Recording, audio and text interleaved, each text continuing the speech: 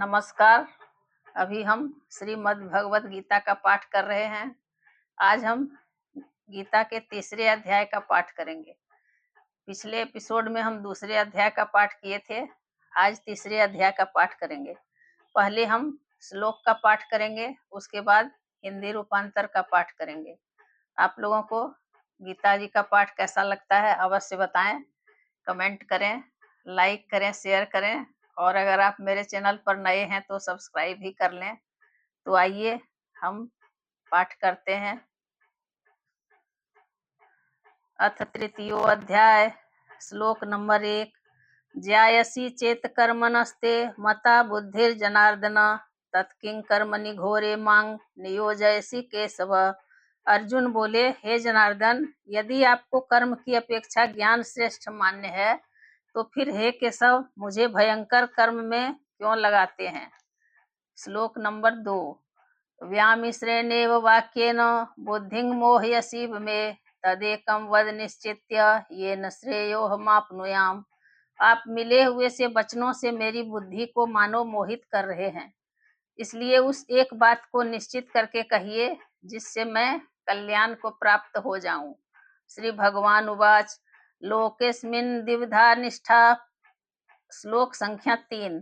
लोकेस्मिन् द्विधा निष्ठा पुरा प्रोक्ता मया नघ ज्ञान योगेन सांख्यानाम कर्म योगेन योगिनाम। श्री भगवान बोले, हे निष्पाप, इस लोक में दो प्रकार की निष्ठा मेरे द्वारा पहले कही गई है। उनमें से सांख्य योगियों की निष्ठा तो ज्ञान योग से और योगियों की निष्ठा कर्म योग से होती है। श्लोक संख्या 4। नो कर्मणा मनारंभा नैष कर्म पुरुषो श्रुते नो च सन्नसनादेव सिद्धिं समधिगच्छति।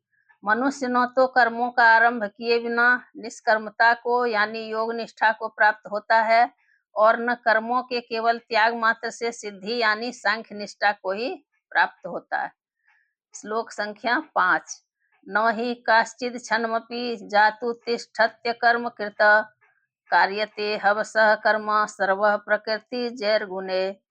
निस्संदेह कोई भी मनुष्य किसी भी काल में क्षण मात्र भी बिना कर्म किए नहीं रहता, क्योंकि सारा मनुष्य समुदाय प्रकृति जनित गुणों द्वारा परवश हुआ कर्म करने के लिए बाध्य किया जाता है। श्लोक संख्या 6। कर्मेन्द्रियाणि संयम्य यो आस्ते मनसा स्मरन् इंद्रियार्थ निविमूढ़ात्मा मिथ्याचारः स उच्यते। जो मूढ़ बुद्धि मनुष्य समस्त इंद्रियों को हठ पूर्वक ऊपर से रोककर मन से उन इंद्रियों के विषयों का चिंतन करता रहता है, वह मिथ्याचारी अर्थात दंभी कहा जाता है। श्लोक संख्या 7। यस्त्यु इंद्रियाणि मनसा नियम्यारभतेर्जुन कर्मेन्द्रिये योगम सक्तः स विशिष्यते। किंतु हे अर्जुन, जो पुरुष मन से इंद्रियों को वश में करके अनासक्त हुआ समस्त इंद्रियों द्वारा कर्म योग का आचरण करता है, वही श्रेष्ठ है। श्लोक संख्या 8। नियतं कुरु कर्म त्वं कर्म ज्यायो ह्य कर्मणः शरीर यात्रापि च तेन प्रसिद्धयेद कर्मणः। तू शास्त्र विहित कर्तव्य कर्म कर, क्योंकि कर्म न करने की अपेक्षा कर्म करना श्रेष्ठ है, तथा कर्म न करने से तेरा शरीर निर्वाह भी नहीं सिद्ध होगा। श्लोक संख्या 9। यज्ञार्थात् कर्मणोऽन्यत्र लोकोऽयं कर्म बंधनः तदर्थम कर्म कौन्तेय मुक्त संगः समाचर। यज्ञ के निमित्त किए जाने वाले कर्मों से अतिरिक्त दूसरे कर्मों में लगा हुआ ही यह मनुष्य समुदाय कर्मों से बंधता है। इसलिए हे अर्जुन, तू आसक्ति से रहित होकर उस यज्ञ के निमित्त ही भली भांति कर्तव्य कर्म कर। श्लोक संख्या 10। सहयज्ञा प्रजा सृष्टा पुरोवाच प्रजापति अनेन प्रसविष्यध्वमेश ओषित्वष्टकामधुक। प्रजापति ब्रह्मा ने कल्प के आदि में यज्ञ सहित प्रजाओं को रचकर उनसे कहा कि तुम लोग इस यज्ञ के द्वारा वृद्धि को प्राप्त हो और यह यज्ञ तुम लोगों को इच्छित भोग प्रदान करने वाला हो। श्लोक संख्या 11। देवान् भावयतानेन ते देवा भावयन्तु वः परस्परं भावयन्तः श्रेय परम वाप्स्यथ। तुम लोग इस यज्ञ के द्वारा देवताओं को उन्नत करो और वे देवता तुम लोगों को उन्नत करें। इस प्रकार निस्वार्थ भाव से एक दूसरे को उन्नत करते हुए तुम लोग परम कल्याण को प्राप्त हो जाओगे। श्लोक संख्या 12। इष्टान भोगान ही वो देवा दास्यन्ते यज्ञ भाविता तेर्दत्तान प्रदायेभ्यो यो भुंगते स्तेन एव स। यज्ञ के द्वारा बढ़ाए हुए देवता तुम लोगों को बिना मांगे ही इच्छित भोग अवश्य निश्चय ही देते रहेंगे। इस प्रकार उन देवताओं के द्वारा दिए हुए भोगों को जो पुरुष उनको बिना दिए स्वयं भोगता है वह चोर ही है। श्लोक संख्या 13। यज्ञ शिष्टाशिनः संतो मुच्यन्ते सर्व किल विषे भुंजते ते त्वघं पापा ये पंचत्यात्मकारणात्। यज्ञ से बचे हुए अन्न को खाने वाले श्रेष्ठ पुरुष सब पापों से मुक्त हो जाते हैं, और जो पापी लोग अपना शरीर पोषण करने के लिए ही अन्न पकाते हैं वे तो पाप को ही खाते हैं। श्लोक संख्या 14-15। अन्नाद भवन्ति भूतानां पर्जन्यादन्न संभवः यज्ञाद् भवति पर्जन्यो यज्ञः कर्म समुद्भवः। कर्म ब्रह्मोद्भवं विद्धि ब्रह्माक्षर समुद्भवम् तस्मात् सर्वगतं ब्रह्म नित्यं यज्ञे प्रतिष्ठितम्। संपूर्ण प्राणी अन्न से उत्पन्न होते हैं।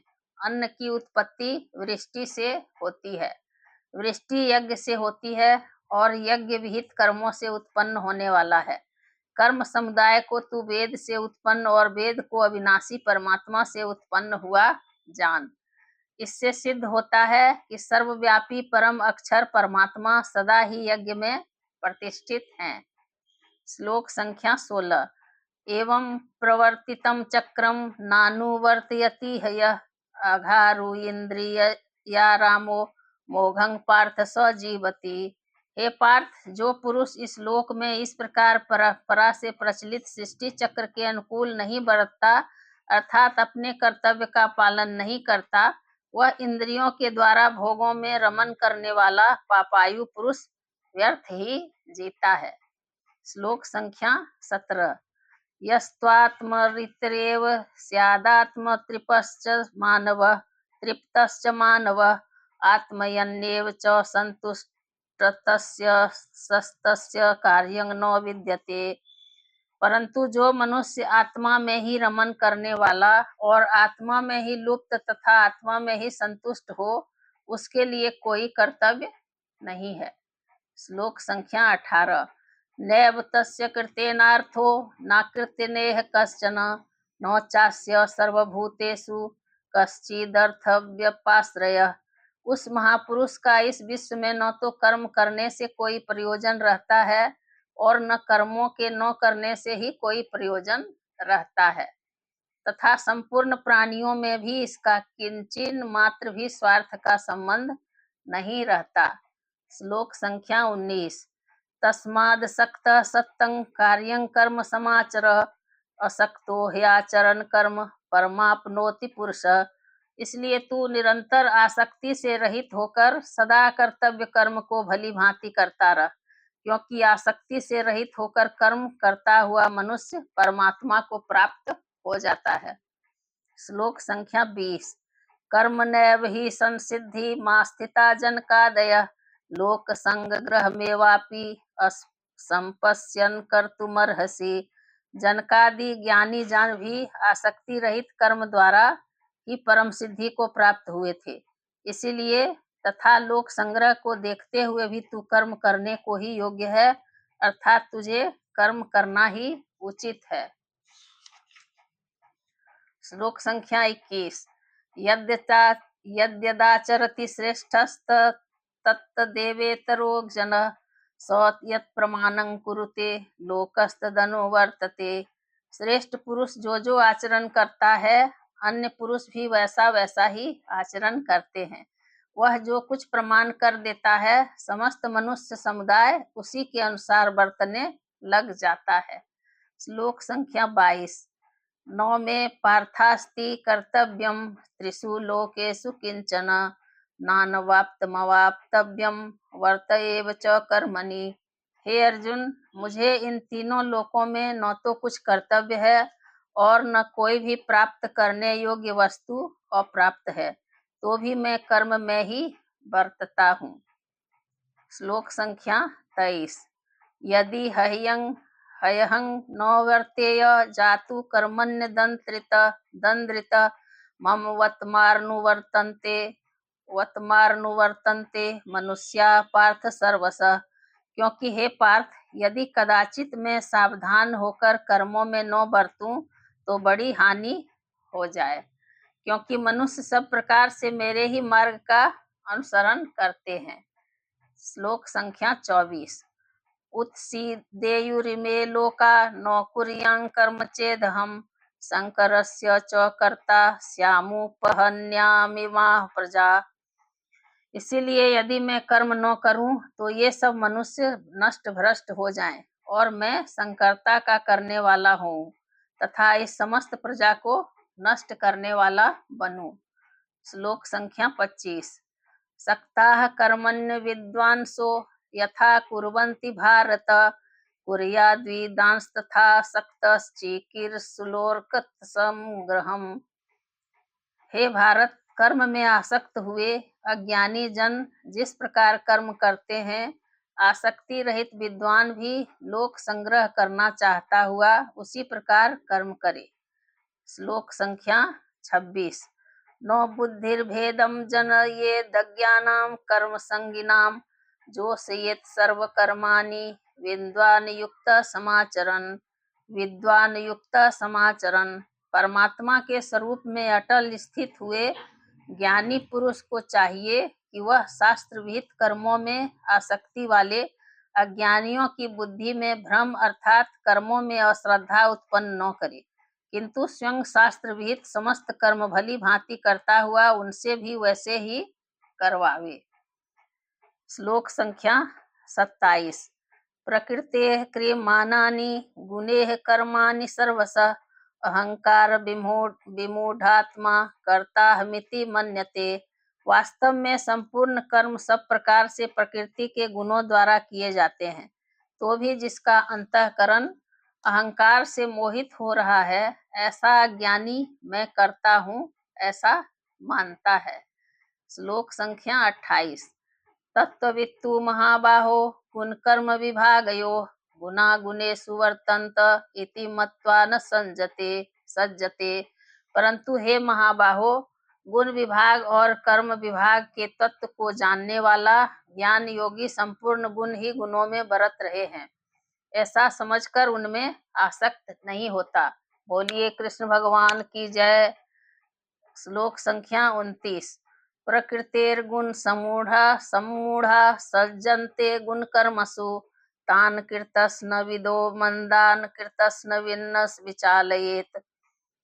प्रकृति के गुणों से अत्यंत मोहित हुए मनुष्य गुणों में और कर्मों में आसक्त रहते हैं। उन पूर्णतया न समझने वाले मंद बुद्धि अज्ञानियों को पूर्णतया जानने वाला ज्ञानी विचलित न करे। श्लोक संख्या 30। मयि सर्वाणि कर्माणि सन्न्यस्याध्यात्मचेतसा निराशी निर्ममो भूत्वा युद्धस्य विगत ज्वर। मुझ अंतर्यामी परमात्मा में लगे हुए चित्त द्वारा संपूर्ण कर्मों को मुझ में अर्पण करके आशा रहित, ममता रहित और संताप रहित होकर युद्ध कर। श्लोक संख्या 31। ये मे मतमिदं नित्यमनुतिष्ठन्ति मानवाः श्रद्धावन्तो न सूयन्तो मुच्यन्ते तेऽपि कर्मभिः। जो कोई मनुष्य दोष दृष्टि से रहित और श्रद्धा युक्त होकर मेरे इस मत का सदा अनुसरण करते हैं, वे भी संपूर्ण कर्मों से छूट जाते हैं। श्लोक संख्या 32। ये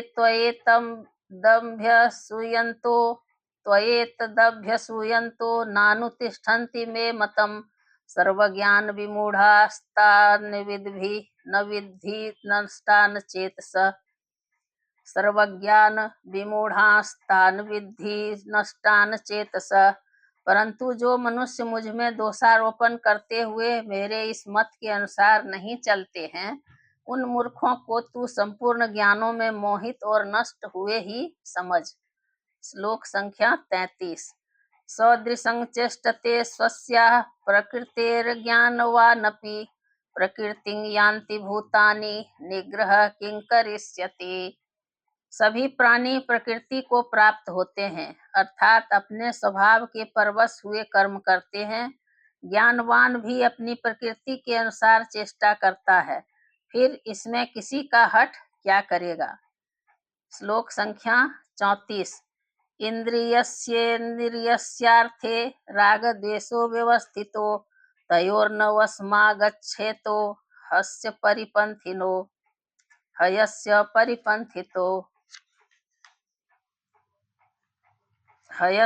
परिपन्थिनो। इंद्रिय के अर्थ में अर्थात प्रत्येक इंद्रिय के विषय में राग और द्वेष छिपे हुए स्थित हैं। मनुष्य को उन दोनों के वश में नहीं होना चाहिए, क्योंकि वे दोनों ही इसके कल्याण मार्ग में विघ्न करने वाले महान शत्रु हैं। श्लोक संख्या 35। श्रेयान् स्वधर्मो विगुणः परधर्मात् स्वनुष्ठितात् स्वधर्मे निधनं श्रेयः परधर्मो भयावह। अच्छी प्रकार आचरण में लाए हुए दूसरे के धर्म से गुण रहित भी अपना धर्म अति उत्तम है। अपने धर्म में तो मरना भी कल्याणकारक है और दूसरे का धर्म भय को देने वाला है। अर्जुन उवाच अथ केन प्रयुक्त। श्लोक संख्या 36। अथ केन प्रयुक्तोऽयं पापं चरति पुरुषः अनिच्छन्नपि वार्ष्णेय बलादिव नियोजितः। अर्जुन बोले, हे कृष्ण, तो फिर यह मनुष्य स्वयं न चाहता हुआ भी बलात् लगाए हुए की भांति किससे प्रेरित होकर पाप का आचरण करता है। श्री भगवान उवाच। बोलिए कृष्ण भगवान की जय। श्लोक संख्या 37। काम एष क्रोध एष रजोगुण समुद्भव महासनो पापमा वृद्धये न मिह्वेरिनम्। महासनो महापापमा विद्धये न मिह्वेरिनम्। श्री भगवान बोले, रजोगुण से उत्पन्न हुआ यह काम ही क्रोध है। यह बहुत खाने वाला अर्थात भोगों से कभी न अघाने वाला और बड़ा पापी है। इसको ही तू इस विषय में वैरी जान। श्लोक संख्या 38। धूमेनाव्रियते वह्निर्यथार्दर्शो मलेन च यथोल्बेनावृतो गर्भस्तथा तेनेदमावृतम्। जिस प्रकार धुएं से अग्नि और मैल से दर्पण ढका जाता है तथा जिस प्रकार जेर से गर्भ ढका रहता है, वैसे ही उस काम के द्वारा यह ज्ञान ढका रहता है। श्लोक संख्या 39। आवृतं ज्ञान में तेन ज्ञानिनो नित्यवैरिणा काम रूपेण कौन्तेय दुष्पूरेण नलेन च। और हे अर्जुन, इस अग्नि के समान कभी न पूर्ण होने वाले काम रूप ज्ञानियों के नित्य वैरी के द्वारा मनुष्य का ज्ञान ढका हुआ है। श्लोक संख्या 40।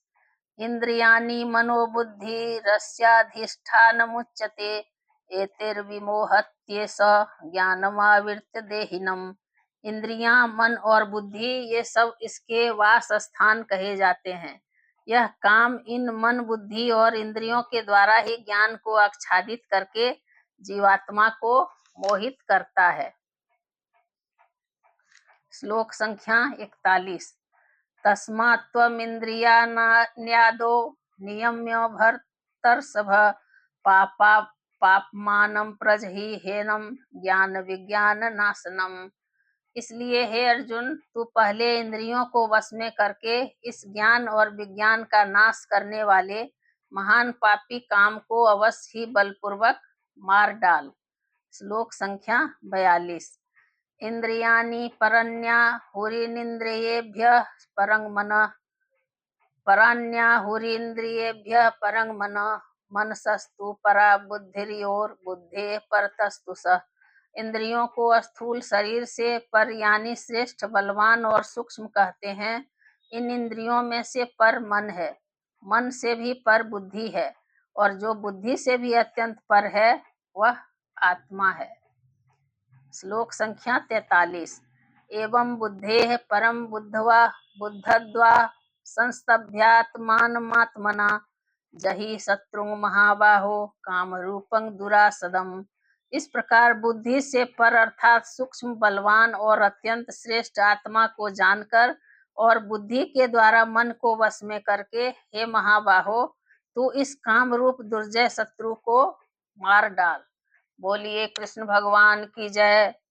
ओम तत्सदिति श्रीमद्भागवत गीता सुपनिषत्सु ब्रह्म विद्यायाम योग शास्त्रे श्री कृष्णार्जुन संवादे कर्मयोगो नाम तृतीयो अध्याय।